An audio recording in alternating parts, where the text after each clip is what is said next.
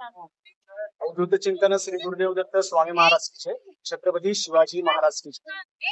पण गाणगापूरमध्ये आल्यानंतर गुरुक्षेत्र पारायण संगमावर आयुष्यामध्ये एकदा गुरुक्षेत्र पारायण संगमावर आयुष्यात करायचं, ते आपण म्हटलेलं आहे त्याप्रमाणे। त्याच्यासोबतच दुसरं म्हणजे अन्नदान। गाणगापूरमध्ये आल्यानंतर अन्नदान अवश्य करायला पाहिजे। जे दत्त महाराजांनी सांगितलेलं आहे की भुकेल्याला अन्नदान द्या। कसं करायचं अन्नदान खूप जणांना माहिती नाही, म्हणून एक सांगतो। आपण जेव्हा गाणगापूरमध्ये आले, तुम्ही यायच्या वेळेस घरून निघायच्या वेळेस तुम्ही खडी साखर असेल, खारे शेंगदाणे असेल, फळं असेल, तुम्ही तिथं वाटू शकता, काही प्रॉब्लेम। पण ज्यांना कोणाला चपाती द्यायची असेल, पोळी द्यायची असेल, तिथे आजूबाजूला भरपूर हॉटेल आहे, तुम्ही त्यांना म्हणून चपाती असेल, पोळी असेल, भाजी असेल, खिचडी असेल, भात असेल, ते सगळे तुम्हाला तयार करून देतात। ते सगळे तयार करून तुम्ही त्यांना ते वाटू शकता। दुपारच्या 11, 11:30, 12च्या वेळेत वाटायचं, कारण की स्वतः दत्त महाराज भिक्षा मागायचे। ओम भवती भिक्षा आणते, आणि दत्त महाराज प्रसाद वाटताना कोणाच्याही रूपात येतात। म्हणून गाणगापूरमध्ये आल्यावर गुरुचरित्र वाचन झालं म्हणजे झालं असं नाहीये। पोथीला नैवेद्य दाखवायचा आणि नंतर जे अन्नदान आहे ते अन्नदान तुम्ही ते करू शकता। अन्नदान कसं करणार आहे आपण आता बघणार आहे। हा या प्रकारे तुम्ही अन्नदान करू शकता। तुम्ही केळी वाटू शकता, तुम्ही खडी साखर वाटू शकता, तुम्हाला जे वाटेल ते तुम्ही वाटू शकता। काही जण बदाम वाटता, काही जण काजू वाटता, काही जण प्रसाद वाटता, तुम्ही त्याप्रमाणे वाटू शकता। तर हा जो अन्नदानाचा व्हिडिओ मी तुम्हाला दाखवतोय, हा याच्यासाठी दाखवतोय की तुम्ही म्हणणार मग आपण केलेलं दान दाखवायचं नसतं, पण आपण जसं गुरुचरित्र पारायण जसं करतो तसं अन्नदान आहे ते करायला पाहिजे। तिथं जवळ एक हॉटेल होती, त्यांना आम्ही पोळ्या चपाती करायला सांगितल्या, त्यांनी 150-200 पोळ्या केल्या आणि पिठलं आहे ते पिठलं केलं। मग ते सगळं तयार करून 10-11 वाजेपर्यंत आम्हाला भेटलं, आणि नंतर आम्ही त्यांना दिगंबरा दिगंबरा श्रीपाद वल्लभ दिगंबरा असं म्हणून त्यांना सगळ्यांना जे बसलेले असतात त्यांना माधुकरी याला म्हणतात, पिठलं पोळी याप्रमाणे दत्त महाराजांनी आमच्याकडून करून घेतलं। तर हा व्हिडिओ दाखवायचं कारण एकच आहे की तुम्ही गाणगापूरला गेल्यानंतर तुम्ही पण अन्नदान करावं। अन्नदान हे सर्वोत्कृष्ट दान असते। आपण गुरुचरित्र पारायण करतो, गुरुचरित्र पारायण केल्यानंतर आपण कसं सवाष्ण कुमारिका ब्राह्मण जीव घालतो, किंवा ब्राह्मण नाही भेटला तर आपण शिदा देतो ब्राह्मणाला, शिदा दक्षिणा खूप जण देतात। तर तसंच गाणगापूरमध्ये पण तसंच सोय आहे, भरपूर हॉटेल आहे, तुम्हाला वाटेल ते करा। पोळी चपाती करा, जर तुम्हाला पोळी चपाती असेल ती करा। तुम्ही केळं वाटू शकता, जे बसलेले आहे तिथं लोक त्यांना केळं द्या।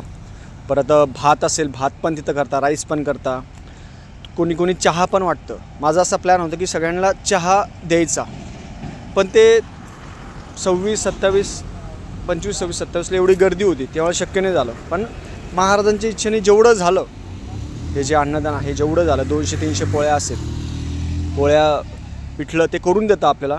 तेवढे त्यांचे जे पैसे असेल त्यांना आपण देऊन टाकायचे, आणि आपण आपल्या हाताने आपण वाटू शकता। त्याला मधुकरी म्हणता। वाटताना दिगंबरा दिगंबरा श्रीपाद वल्लभ दिगंबरा असा जो मंत्र आहे तो म्हणत ही जी सेवा आहे ती सेवा महाराजांनी करून घेतली। म्हणून तुम्ही गाणगापूरमध्ये गेलात तर तुम्ही शक्यतो करून गुरुचरित्र पारायण कराच, त्याच्या व्यतिरिक्त अन्नदान तुम्ही काहीही करू शकता। साधी खिचडी वाटा, साधी साखर वाटा, कारण की दत्त महाराज येत असतात। यांच्यामध्ये जेवढे सगळे आहे त्याच्यामध्ये दत्त महाराज अवश्य येत असतात। तुम्हाला जेवढं जमेल तुम्हाला तेवढं करा, असं नाही असं करा असं नाही कधीच नाही म्हणणार। तुम्हाला जेवढं जमेल तेवढं तुम्ही करायला पाहिजे। खडी साखर, जे गुरुचरित्र पारायण बसलेले वाचायला त्यांना तुम्ही खडी साखर वाटा, केळं वाटा, काही वाटा। गाणगापूरमध्ये गेल्यानंतर संगमावर जे लोक बसलेले असतात, काही जण पैसे देतात। मला पण 1-2 जणांनी पैसे दिले होते, म्हणजे महाराजांसमोर ठेवता। जेव्हा आपण गुरुचरित्र पारायण करतो कोणी पैसे ठेवतं, ते पैसे म्हणजे काय असतं, लक्ष्मी असतं। ती लक्ष्मी कधी खर्च करायची नाही। तर ते माधुकरी मागायला तिथं खूप जण, आणि तिथं जो प्रसाद आहे, आता खूप जण म्हणतात मग आम्ही गुरुचरित्र पारायण करायचं, मग परान्न खाल्लं चालेल का? हा प्रसाद सगळा दत्त महाराजांचा आहे, हे सगळं दत्त महाराजांचं आहे। आपलं काय, आपलं शून्य, आपली अवकात पण नाही। माझी तर कधी अवकात नाही, शून्य आहे मी। आपण काय दान देणार हो? महाराजांनी सगळी सृष्टी निर्माण केली, तेच दान आपण देतोय। महाराजांना देतोय, आपण काही मोठं करत नाही, आपण शून्य आहोत। तर तुम्हाला जेवढं जमेल तेवढं तुम्ही करू शकता। इथं खूप जण असतात, जेवढे माधुकरी मागायला येत असतात, कारण तिथं शक्यतो करून जास्त गाणगापूरला जास्त करून भात आहे, चपाती जास्त कोणी करत नाही किंवा खात नाही, जे आपले महाराष्ट्रीयन आहेत तेच खातात. तर इथं तुमचं पारायण संपलं किंवा हे झालं तर तुम्ही अशा प्रकारे अन्नदान आहे ते अन्नदान करू शकता. अन्नदान सर्वश्रेष्ठ दान आहे आणि गाणगापूरमध्ये ते खूप मोठं आहे. आणि खूप जण कसं करता, आपल्याला जसं जमेल तर आम्ही करत होतो महाराजांच्या इच्छेने. आम्हाला वाटलं होईल का नाही, हे होईल, सगळं व्यवस्थित झालं. 10 मिनटामध्ये सगळं जे आहे ते 10 मिनटामध्ये पूर्ण संपलं. दिगंबरा दिगंबरा श्रीपाद वल्लभ दिगंबरा, दिगंबरा दिगंबरा श्रीपाद वल्लभ दिगंबरा. आणि हे जे अन्नदान आहे आपण करणारे कोण नसतो. आणि आता जे गुरुक्षेत्र पारायणला बसले त्यांनी हा प्रसाद आहे ते खाऊ शकता. खूप जण म्हणतात ना, आम्ही पारायणला बसलो, तुम्ही मधुकरी खाऊ शकता. तुम्ही तिथलची प्रसाद असेल तिथं कोणी खूप जण प्रसाद वाटतं, कोणी चहा वाटतं, कोणी दूध वाटतं, कोणी समोसा, काहीही वाटतं. आता ह्या आम्ही काय वाटलं, पोळी चपाती किंवा पिठलं, त्या पिठल्यामध्ये कांदा टाकत नाही, पिठल्यामध्ये कांदा नाही टाकत, त्यामध्ये त्यांनी काय टाकलं, गोबी टाकलं.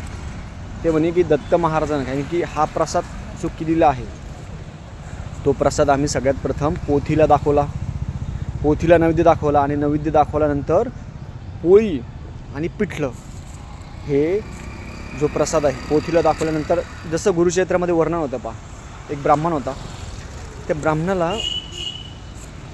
दत्त महाराजांनी सांगितलं की 3 लोकांचा स्वयंपाक होता, त्यांच्या 4 लोकांचा स्वयंपाक होता. दत्त महाराजांनी फडकं टाकलं आणि सहस्र लोक जेवले. तसंच सगळा जो प्रसाद आपण पहिले तयार करतो तो आपण तयार करायचा आणि तो प्रसाद दत्त महाराजांना दाखवायचा. आणि दत्त महाराजांनी दाखवल्यानंतर तो प्रसाद खूप लोकांपर्यंत जातो.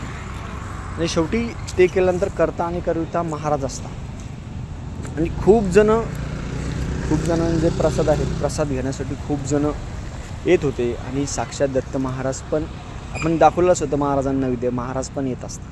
म्हणजे महाराज कोणामध्ये आहे, देव कोणामध्ये आहे, आपल्या सर्वसामान्य माणसामध्येच आहे. भुकेलेला अन्न द्या, भुकेलेला ज्ञान द्या, भुकेलेला सर्वस्व द्या, त्याच्यामध्ये सगळं आहे. कारण की महाराज हे करता आणि करिता असतात.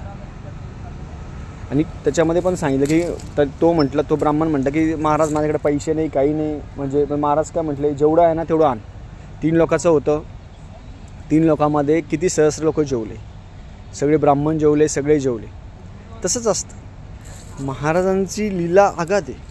तुमची इच्छा जर थोडी असेल, आता आमची इच्छा थोडी करायची होती, म्हणजे जसं जमेल तसं. माझी 3 दिवस करायची इच्छा होती, 3 दिवस चहा, 3 दिवस हे, पण नाही झालं. का बरं नाही झालं, कारण की गर्दी खूप होती. पण ज्या दिवशी पारायण आमचं संपलं त्या दिवशी आम्ही करायचा प्रयत्न केला. त्यांना सांगितलं, ॲडजस्ट पण झालं, सगळं तयार झालं आणि सगळ्या गोष्टी प्रॉपर झाल्या. आणि ह्या सगळ्या महाराजांनी करून घेतल्या. करता आणि करिता तूच एक स्वामीनाथा, माझ्या आई ठाईवरता मी पानाची बस. 10 मिनटामध्ये सगळं संपलं होतं.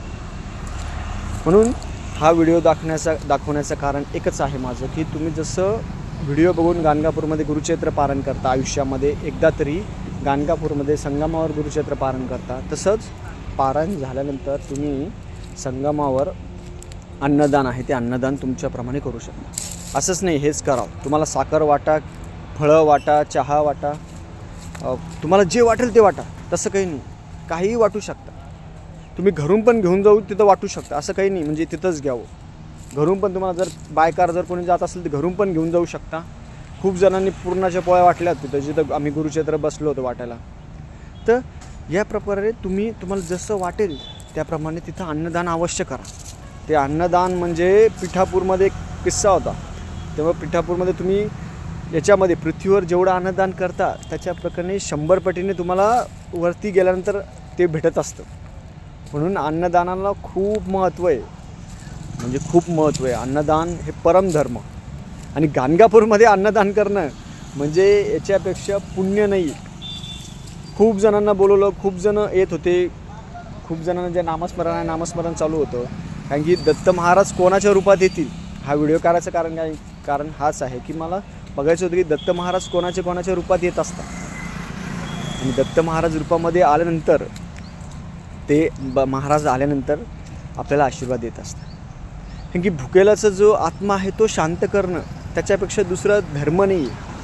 आपण गुरुचरित्र पारायण करतो हे आपल्यासाठी करतो, अन्नदान हे दुसऱ्यांसाठी करायचं. आणि आपण करणारे कोण नाही, आपली अवकात नाही, आपलं काही नाही. माझं स्वतःचं माझी अवकात नाही, काही नाही, काही नाही. हे महाराजांचंच आहे, महाराजांनाच आपण देतोय. आणि तुम्हाला पण कळकळीची विनंती आहे, तुम्ही पण गाणगापूरमध्ये गेल्यानंतर अवश्य अन्नदान करावं. तुम्हाला जेवढं जमेल तेवढं करा, जेवढं करता येईल तेवढं करा. चहा वाटा, तुम्हाला जेवढं करता येईल तेवढं करा. साधं साधं केलं चालेल, जेवढं मोठं केलं तरी चालेल, काहीही प्रॉब्लेम नाही. कारण की आपलं हे जे अन्न असतं हे सगळ्यांपर्यंत पोचलं पाहिजे. म्हणून आम्ही तिथं जे एकच चपाती दिली आणि एकच पिठलं असेल ते एकच दिलं आम्ही, कारण की सगळ्यांपर्यंत पोचलं पाहिजे. एकाला देऊन नाही होणार. तिथं खूप जण असतात, त्या दिवशी एवढी गर्दी होती. प्रत्येकाला जे अन्न आहे थोडं थोडं अन्न प्रत्येकाला पोचलं पाहिजे. आणि त्याप्रमाणे आम्ही हे जे अन्न आहे, याप्रमाणे अन्नदान आहे, याप्रमाणे महाराजांनी आमच्याकडून करून घेतलं. असंच आमच्याकडून सेवा व्हावी, असंच आमच्याकडून गुरुक्षेत्र पारायण व्हावं, असंच आमच्याकडून अन्नदान व्हावं, ही महाराजांच्या चरणी मी प्रार्थना करतो. तुम्ही पण कधीही गाणगापूरमध्ये गेला, तुम्ही गुरुक्षेत्र पारायण करा, अन्यथा करू नका. पण गाणगापूरमध्ये संगमावर किंवा तिथं तुम्ही अन्नदान अवश्य करावं, ही माझी कळकळीची विनंती आहे. सर्वांना हात जोडून पाया पडून विनंती आहे की तुम्ही सगळ्यांनी अन्नदान करा आणि त्याचं जे पुण्य आहे ते पुण्य तुम्ही स्वतः घ्या. खूप ऊर्जा आहे ती त्याच्यामध्ये. खूप मन प्रसन्न झालं होतं माझं आणि मनामध्ये समाधान वाटलं होतं की जसं आपण गुरुक्षेत्र पारायण करतो, तिथं आरती केली की घरी आल्यानंतर नैवेद्य करतो, तशाच प्रकारे तिथं पण करू शकता. झालेली सेवा महाराजांच्या रुजू करतो. श्री स्वामी